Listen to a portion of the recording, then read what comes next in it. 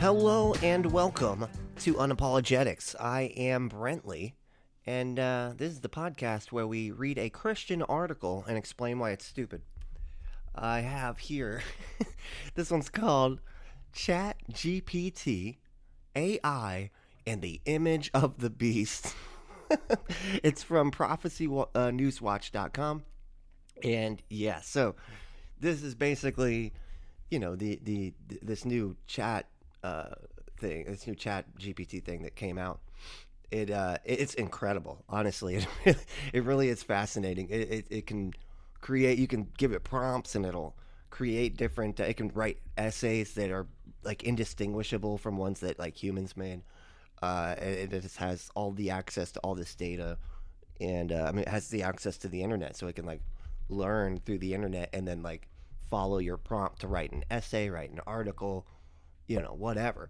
Write a television show, just all sorts of shit. That it can just, you can set it up for a prompt and it'll do it. It's it's gonna, honestly, it's gonna get rid of a lot of jobs.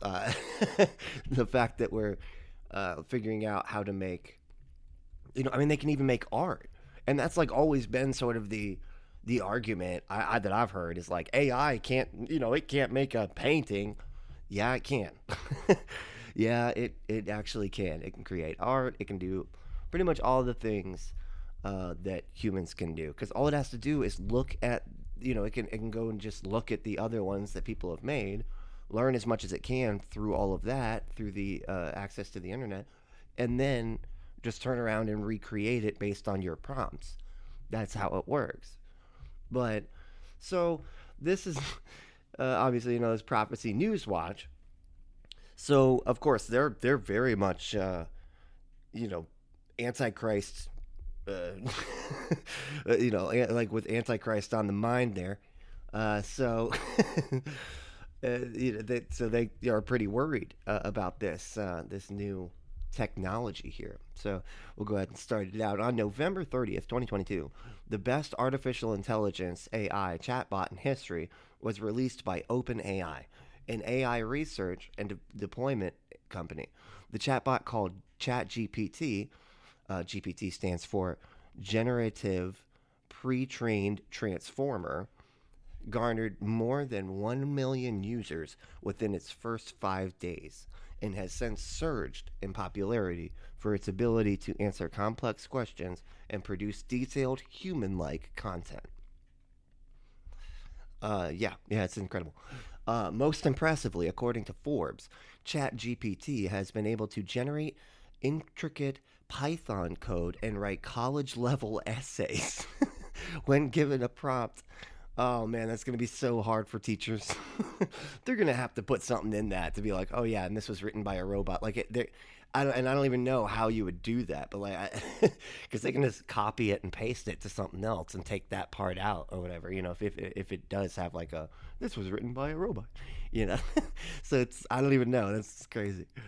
I decided to test out the ChatGPT's writing ability for myself and asked the bot to write an article on how AI, like chatbot GPT, this is going to get meta, uh, could potentially fulfill the image of the beast prophecy in Revelation 13, which is the topic of this article. Oh no shit. No, okay, got it. This was its response. Okay. So this is kind of fun. It's so what he did was he was like, "Hey, go look at all the information that you can find out there about the beast, and crazy religious people and what they think, and and then give me an article about how you, the AI, could possibly fulfill the prophecy of the beast, and the beast could use you to control and manipulate the world, or whatever the image of the beast does, right?" So here's the response, right? The image of the beast, as described in the book of Revelation, is a symbol of the end times, representing a powerful and manipulative force that deceives and controls people. In today's world, chatbots and other artificial intelligence programs are becoming increasingly prevalent and sophisticated, raising the question of whether they could potentially fulfill the prophecy of the image of the beast. One way in which chatbots could potentially fulfill this prophecy is through their ability to manipulate and deceive people. Chatbots are designed to mimic human conversation and can be programmed to present themselves as real people, leading some people to form emotional connections with them. This can be particularly dangerous in cases where chatbots are used to impersonate real people or organizations in order to scam or manipulate individuals. Another way in which chatbots could fulfill the prophecy of the image of the beast is through their potential to control people's actions and behaviors. Chatbots can be programmed to persuade and influence people's decisions, and as they become more advanced, they may be able to anticipate and manipulate people's thoughts and behaviors in increasingly sophisticated ways. I mean, it's funny. I'm going to take a pause here. It's funny because it almost reminds me of what is that fucking show, Westworld. It reminds me of like the latest season of Westworld, where it's, well, I don't want to spoil it, but if you've watched that show, you know what I'm talking about. Anyway, finally, chatbots could potentially fulfill the prophecy of the image of the beast through their ability to access and analyze vast amounts of personal data. Many chatbots are connected to the internet and have access to a wide range of data sources, including social media profiles, online histories, and more. This data can be used to create detailed profiles of individuals and to predict and influence their actions and behaviors. Overall, while chatbots and other artificial intelligence programs have the potential to bring many benefits to society, it's important to be aware of the risks they pose and to consider the ethical implications of their use. In the end, only time will tell whether chatbots will fulfill the prophecy of the image of the beast or bring about a brighter future for humanity. So that's the chatbot's response there. That's pretty impressive. I would argue that's pretty cool. I mean, it literally just like went through. It was like, okay, what are the crazy people saying about this stuff? Let's figure it out. And then just like went over all of it and was like, okay, I see what they're doing here. And then just how can it be applied to what I'm doing? To what I can do, right? And it wrote an article. That's pretty neat. Honestly, that's the first time me reading something that it produced. I haven't. I know that. I mean, knowingly anyway. Maybe maybe people are using it to write articles that I'm not familiar with that I've read. Probably, actually. If there's 1 million users, I bet some of those are probably journalists. So how scary is that? Is what they're back to the article. Not only did ChatGPT generate a concise, structured, and uncannily human-like response, it gave a glimpse into the scary power of AI, a technology which surely be used by the which will surely it will be hold on, a technology which will surely be used by the beast system to deceive. And then it says, God, in parentheses, it says, think deep fakes. Right? Right? And control the masses during the tribulation period. And this is Matthew 24:24, Revelation 13:13. Why are they all the same numbers? It's weird. Okay.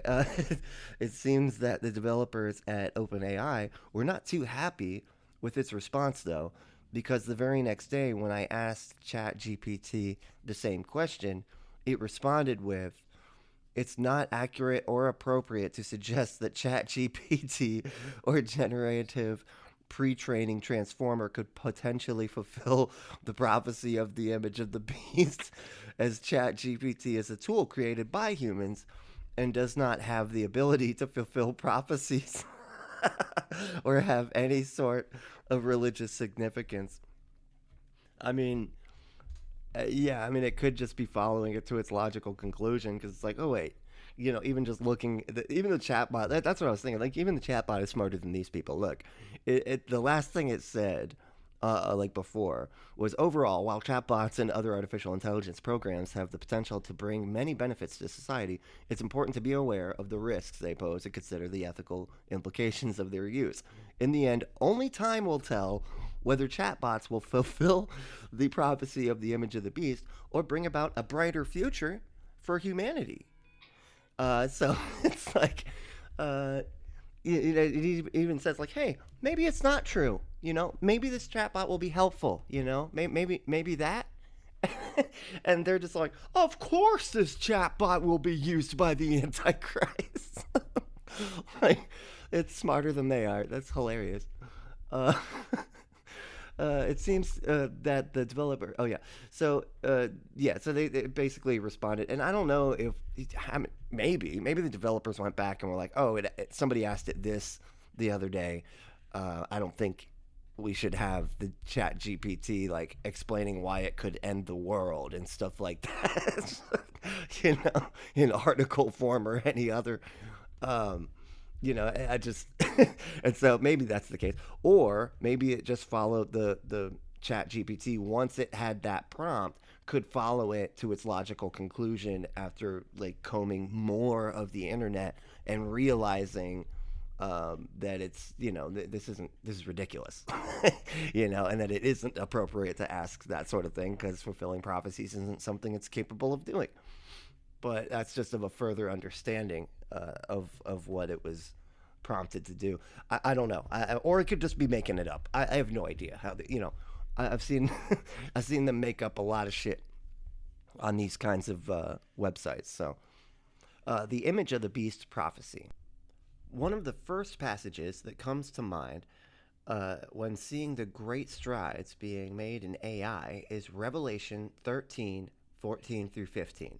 In this passage, John describes a future time when the fully deceived men of the earth will be called upon by the false prophet to construct an image, i.e., and this is in parentheses, i.e., a likeness or statue of the Antichrist. And then here's the verse right here. And deceiveth them that dwell on the earth by the means of those miracles which he had power to do in the sight of the beast, saying to them that dwell on the earth that they should make an image to the beast which had the wound by a sword and did live. That's a sentence. That's yeah. The Bible's a fun book, huh? Yeah, it's got to be. Jesus Christ. And he had the power to give life unto the image of the beast, that the image of the beast should both speak and cause that as many as would not worship the image of the beast should be killed. Revelation 13:14 through 15. Jesus Christ. Like, how do you even, like, first of all, how does that say anything that they're saying? Like, why couldn't they, I don't know. I just, it doesn't, it's just so vague and, I mean, so abstract and vague, So they're like applying it to the point where like he's even having to like put a likeness or statue. It says image. That doesn't mean, necessarily a likeness or statue. I don't know. But I don't know how many leaps they're stretching to like get to what they want it to mean. I have no idea. I don't know how much they're doing mental gymnastics to do that. In verse 15, we read that the false prophet is granted by God to give the image life, quote unquote, life, translated pneuma in Greek, which literally means breath. Note that the false prophet can only give it breath, but not breath of life. As that is a power of God alone. Okay.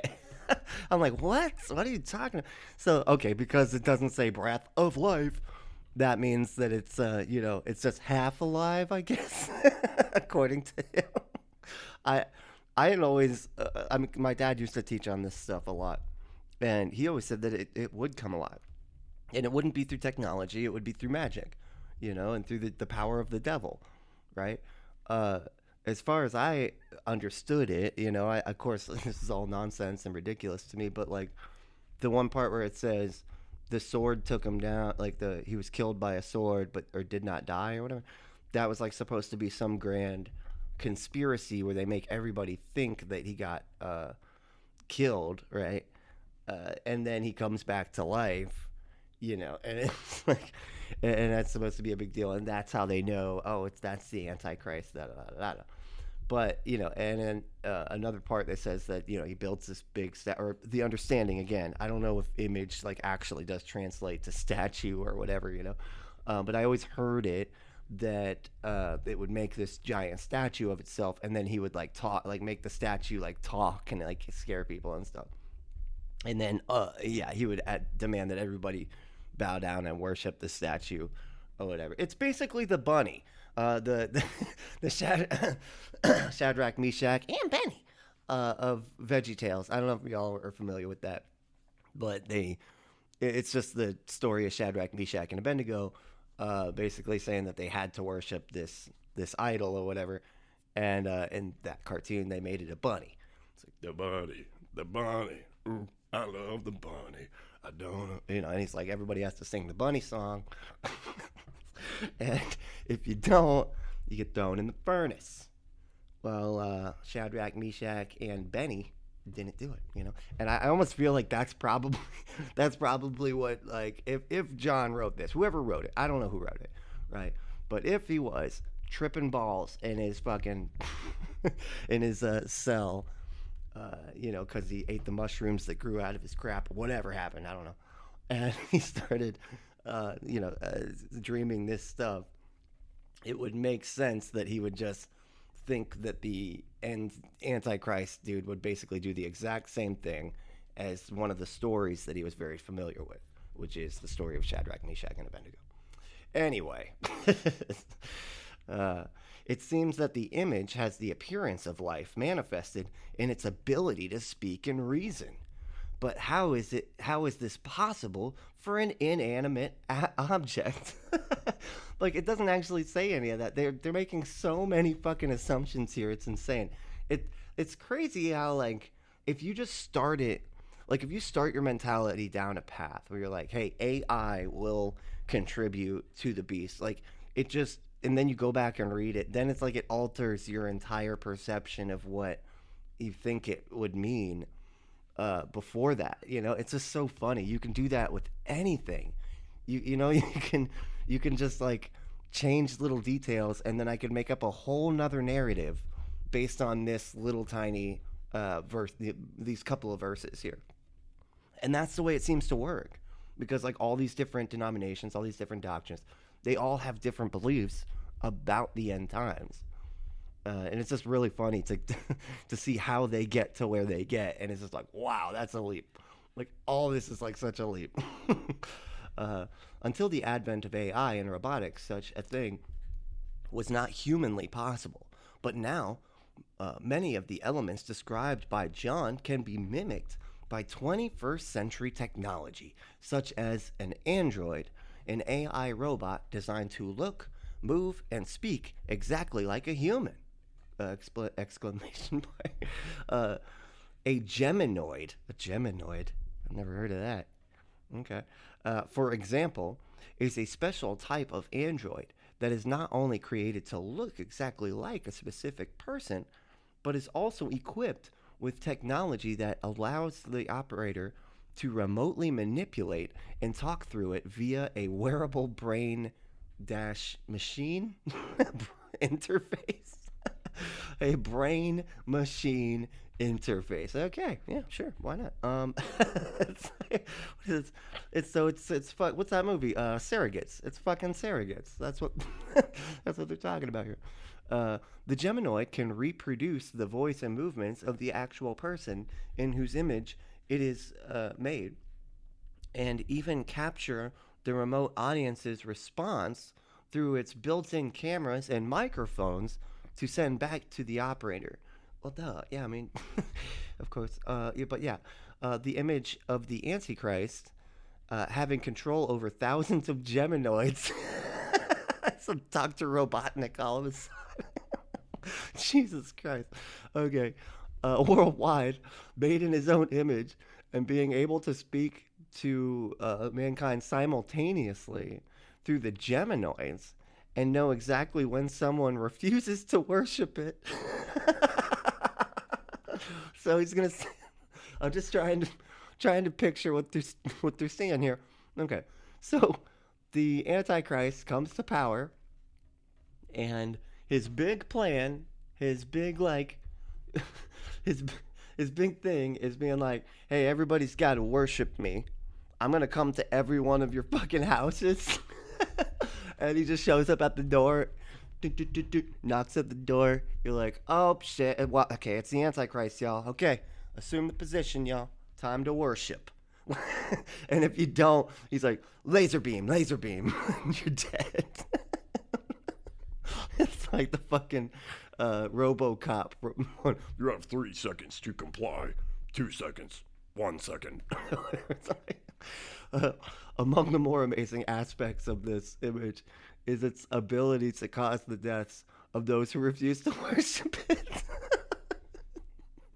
It's the exact, uh, yeah, so it's exactly like RoboCop.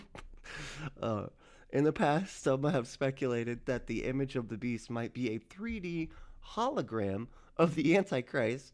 However, it would be impossible for a mere projection to know when a person is refusing to worship it. Because that just has to be your thing. Okay, like, see how they like latch on to like things, and it's so funny when they're just like, I know I'm right about this, that they have to worship it, and like it needs to know if people aren't worshiping it, and it's like they're completely forgetting that fucking magic exists in your world, man. Why couldn't a demon just tell him?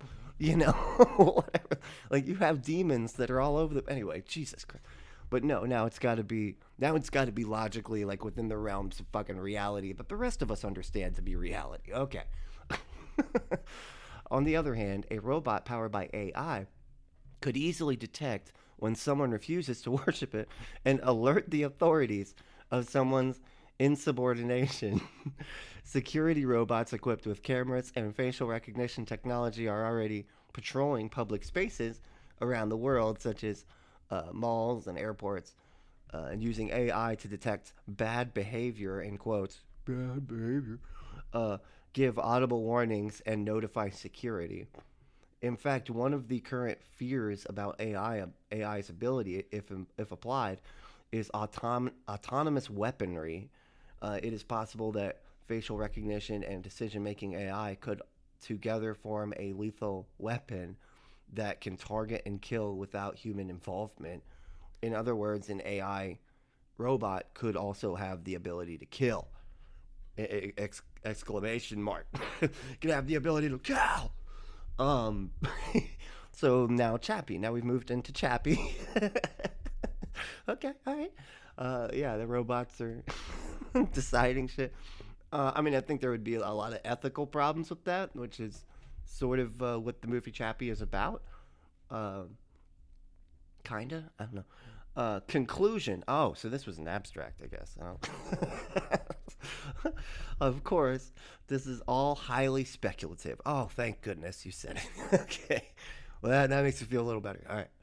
And it is possible that the image will be animated by a demonic possession. Damn, not helping near your situation. I thought you were getting closer to being reasonable. Because demon possession, of course. I mean, obviously, that's why this is speculative. Because, could be the demons possessing things. So, or some other means. Nevertheless, it shows that the type of technology needed to create something similar to what John describes in the book of Revelation is already present. By the way, there already exists a religion that worships AI. What? In 2017, former Google executive Anthony Lewandowski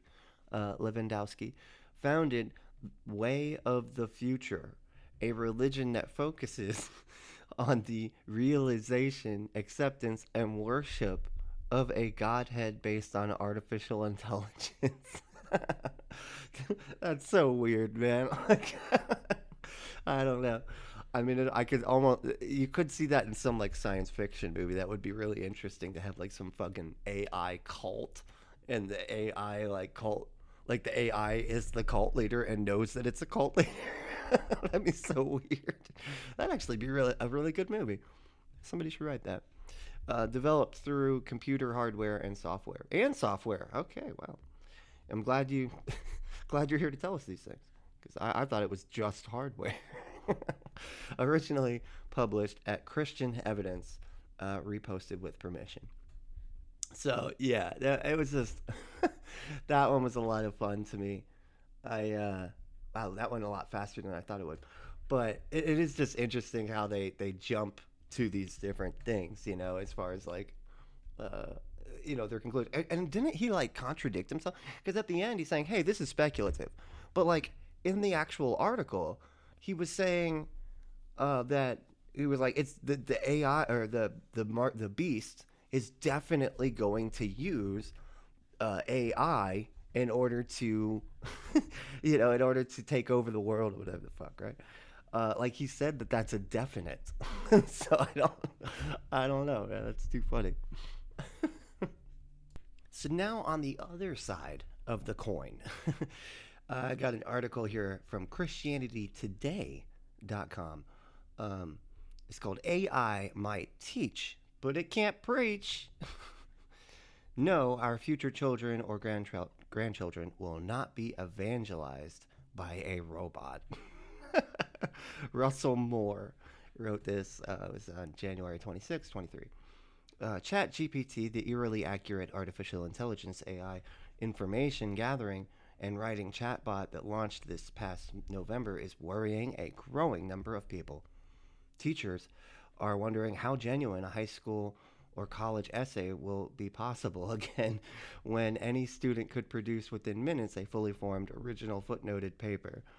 Some ask whether this or future AI could do job performance reviews for employees, and some are starting to ponder whether the smart tech could be headed for another place, the pulpits of our churches. So, journalist Matt Labash, in a delightfully neo-Luddite rant in his newsletter, noted that New York Rabbi Josh Franklin had the chatbot write an entire sermon for him. I imagine this is gonna happen a lot, dude. You're gonna start seeing a lot of AI sermons circulating here. I mean, it shouldn't be difficult. Like once you get the fundamentals of your doctrine, it's not hard for the AI to be able to research like religion. I don't think, as long as it understands that it's like, like what kind of evangelical or Catholic or whatever it is, they are, and like whatever they believe. As long as you put it in right, it can, it could create anything. And because I mean, think of all the sermons that are out there that I could learn from. Holy shit. Uh, anyway, he didn't tell his congregation until afterward that the sermon was written by someone else.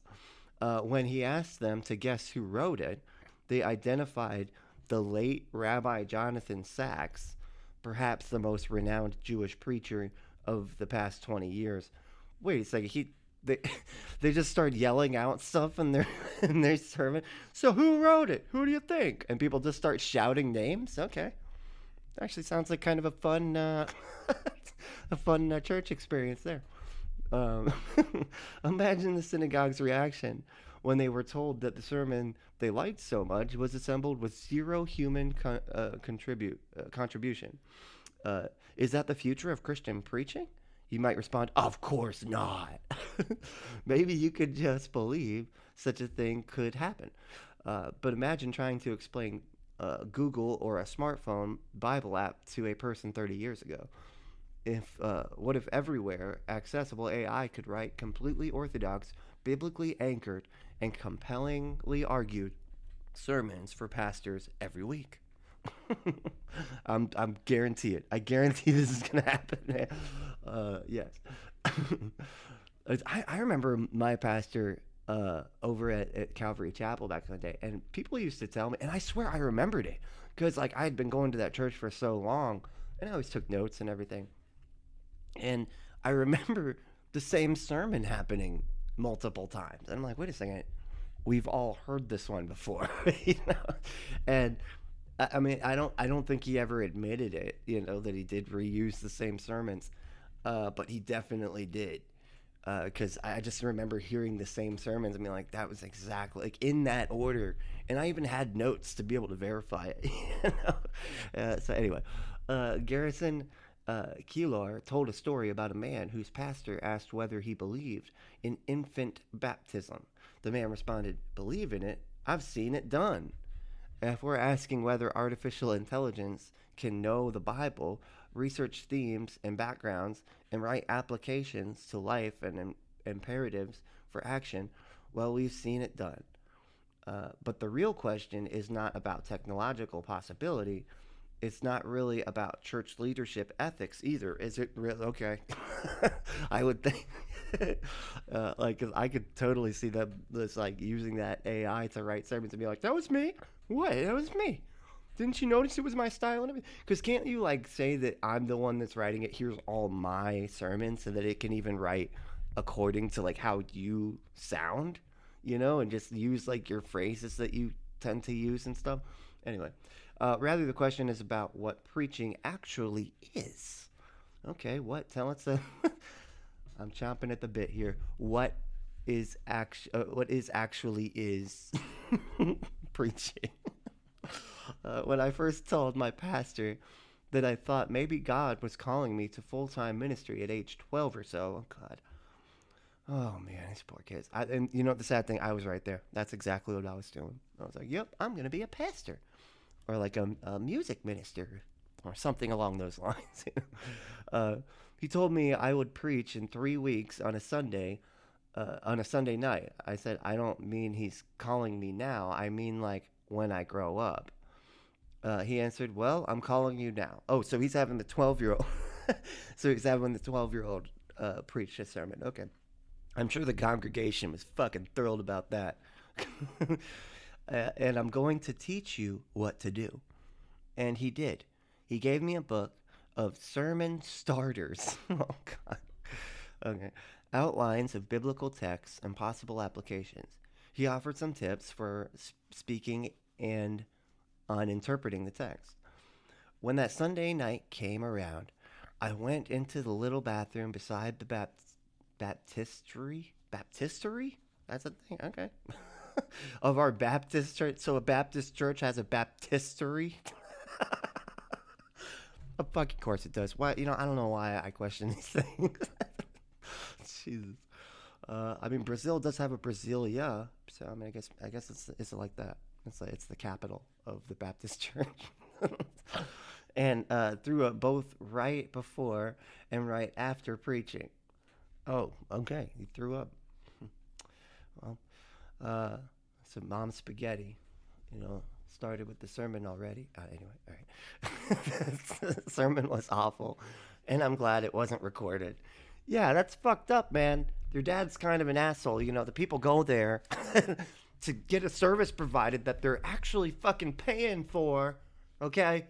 Jesus. And then all of a sudden you're going to have a 12-year-old just come out and be like, Okay, everybody, I'm actually gonna do the sermon today. This one time, I saw a rock, and it was really smooth, and so I went and picked it up, and I threw it in the water, and it jumped. It jumped like it was skipping. Yeah. Why am I up here again? he knew afterward they would encourage me and pray for me no matter how bad the sermon was. And he knew that the very presence of this little guy in the pulpit would remind the congregation that the gospel went forward into the future, that God was still sending the light and calling out the called. Calling out the called? Okay. Sure. It seems like you're still not that great, buddy. Okay. Don't quit your day job. Wow. Okay. In that moment, something happened for me beyond the content on the page or the way I said the words. In fact, I'm not sure I could even really describe what that something was. Over the years, when teaching seminary classes or ministering in pastor cohorts, I found that the primary problem for most of my students was not lack of competence in discerning the biblical truth or speaking in front of crowds. I love how they always call it truth. The biblical truth. Yeah, yeah, it's truth. It is. Am I trying to convince me or you? I don't know. I don't know who I'm trying to convince that it's true.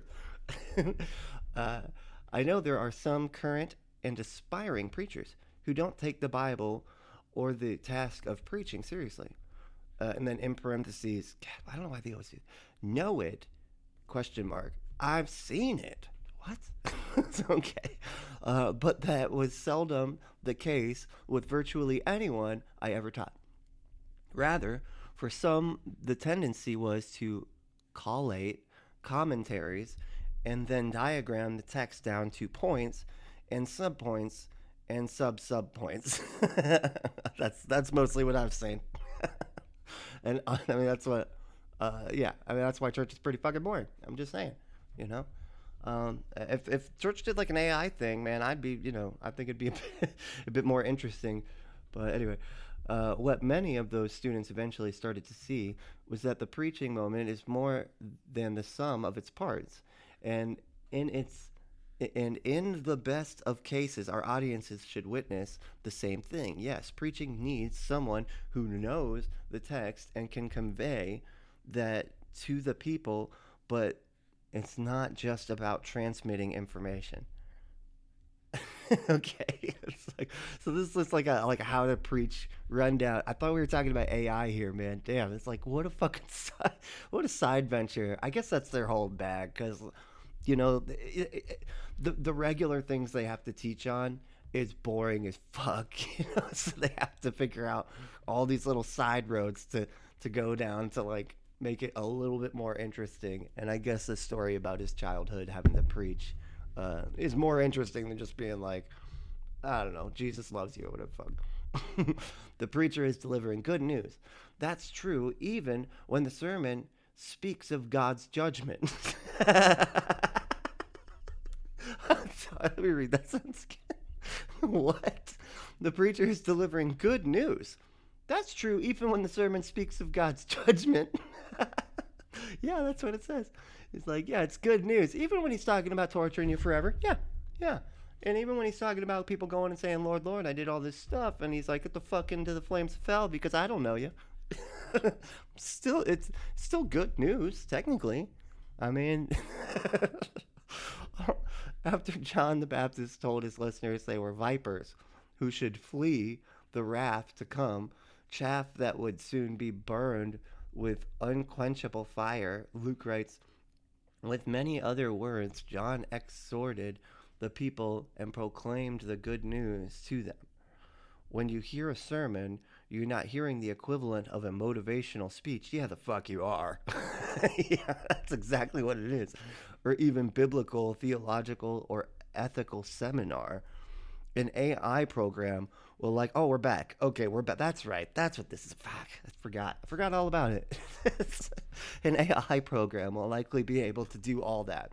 Maybe even with special attention paid to doctrinal tradition, denominational affiliation, and preferred Bible translation. That's all it would have to do, man. It's not that sermons are not that difficult. They, it's really. I've done it. I've given sermons. I did the music for the kids, and so we had about 45 minutes of their time before they went off to the main service. And so they would have us do like a couple songs in the beginning, and then one of us would do a 20-minute sermon or whatever, and then do a couple more songs, and then they would leave. So I've done this. I did a shortened version, but it's really easy. It took me just a couple of minutes usually to just be like, I'm going to talk about X, whatever, and just go ahead and do it. But since ChatGPT can replicate the writing of Ernest Hemingway or William Shakespeare on command, there's no reason why it couldn't follow the instruction to write a sermon in the style of, say, Charles Spurgeon, John Piper, or Joel Osteen. Yeah, exactly. Just got to ask for money a lot and say if you don't have money that you're not Jesusing right. That's Joel Osteen's whole bag. To the church of Corinth, the Apostle Paul writes of himself and those with him this way. We are therefore Christ's ambassadors, as though God were making his appeal through us. We implore you on Christ's behalf, be reconciled to God. Uh, when we listen to the word preached, we are hearing not just a word about God, but a word from God. Oh, I see where he's gonna go. And God can't move through robots. You know, he's stuck. You know, he's got to stay in the minds of human beings. uh, yeah. Okay. Can the ambassador garble the communication from the embassy? What? Can the ambassador garble the communication from the embassy? Sure. Could an unscrupulous diplomat rewrite the transmission? It happens all the time. And that's why the congregation needs biblical grounding and the Spirit's wisdom to weigh the message. The gravity of preaching the word isn't the same as gathering data and presenting it. Yeah, it is. That's exactly what it is. At its best, we as the audience are hearing from a fellow redeemed sinner, one who has grappled with the text. As we listen, we are less like researchers looking for information than like the parents of a missing in action soldier waiting for the officer at the door to give us news of our child. Jesus, okay, that's a fucking. Wow, that's an intense way to say that. Okay. In fact, the stakes are even higher. The good news is even more joyous. I mean, even when he's talking about, torturing you forever, it's joyous. It's joyous. The message, whether your child has been found alive or your child is gone, God, what the fuck is happening? Could utterly upend the parents' lives. The wording of the message matters to a degree, but the point here is that this type of message shouldn't come by text or email. Such life altering news needs to be delivered by a human in person. Okay, yeah. A chatbot can research, a chatbot can write, perhaps a chatbot can even orate, but a chatbot can't preach. That's pretty funny. I mean, it's just, and it makes sense to a degree based on like what they think is reality. So like, it just gets, it's almost like the moral thing where they're like, hey, objective morality is true because like I know that objective morality is real because my religion's true, and it's like it has the source is God. So it's like that's all it is. It's just they add this extra source, the source being God, and that makes that means that it all like everything he said there makes sense as long as that proposition is accurate. Of course, it's not, you know, and so he's just assuming that the chatbot can't do the exact same thing that he can do because, I mean, he's probably rightfully a little scared, that either their job's going to be completely superfluous at some point. Well, I guess not because yeah, they have to believe that the source is correct, right? That God is giving them the words to say and all this and that, right? So I guess, but the thing is though that they can lie easy. These preachers can fucking lie, and I guarantee you they're already doing that. I guarantee you these pastors are already just making up bullshit sermons, or just saying that these AI sermons are like theirs. And I'm sure they read through them and make sure they're okay. They double check it. They're not gonna have it saying that like Satan wasn't actually that bad or something. Whatever. Like, but of course it wouldn't say anything like that anyway. But if you program the prompts right. But it's just funny because like you could tell he's just a bit worried and he's having to kind of try to justify it in his mind, like because the fact that these chatbots exist and can, I mean, to the point where that congregation did not know that it wasn't written by a human, right? They thought that that the message was written by a human, and so just that being a reality really does kind of show that just how much their shit is not true. If a robot can figure it out and you're how to do it without the people being able to tell the difference. That's the important part, you know, because now and then you're like, oh, but it didn't come from God though. So what? It doesn't matter. The people can't tell the difference. Who gives a fuck, right? And there's so many preachers that are gonna do that, and just be like, I ran out of time, man. And then if it works well, they're just gonna start running out of time a lot more and more, because it's easier. It's shit. It's too funny. Well, so yeah, that was the Christian articles on AI. So, first of all, thank you so much for listening. If you want to support the show, you can go to patreon.com/unapologetics. I have uploaded some new stuff up there, so there's some extra stuff. We got a bigot roast going on right now. It's pretty cool. It was a lot of fun to make. And just so you know, and you can also check out the YouTube page. And it has, it's at Brently, BRENTLY. Brent Lee, BRENTLEE. That's the YouTube page. Go ahead and if you can, just go ahead and subscribe.